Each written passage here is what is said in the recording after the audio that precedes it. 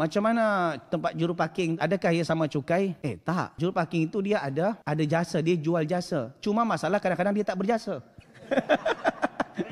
Iya, juru parking ni dia bukan cukai, dia jual jasa parking kereta orang, motor orang. Cuma kadang dia tak berjasa. Kalau dia tak berjasa, dia ambil juga, maka ni haram. Tapi kalau dia berjasa, maka dia boleh menerima duit parking. Alah ustaz, 2,000 je, 1,000 je. Tetap haram. Yang namanya haram tetap haram. Kalau dia datang situ, orang bagi dia duit untuk jaga motor dia. Motornya rosak, dicuri. Saya tak tahu kenapa dicuri. Lah engkau untuk apa je tukang parking? Kan itu ceritanya. Helmet orang hilang, dia tak tanggungjawab. Yang namanya niaga, ada niaga barang, ada niaga jasa. Yang namanya niaga bisnis pasti ada resiko. Itu pentingnya. Kalau seandainya bisnis jasa, contoh orang pergi umrah, kan jasa tu jemaah. Kalau rugi, kena ada resiko. Begitu juga parking. Ternyata dia bisnis jasa jaga, ternyata helmet hilang, maka dia kena ganti. Itu baru berjasa. Kalau seandainya hilang, dia buat-buat tak tahu, maknanya dia tak jaga, maka duit yang diterima adalah duit haram.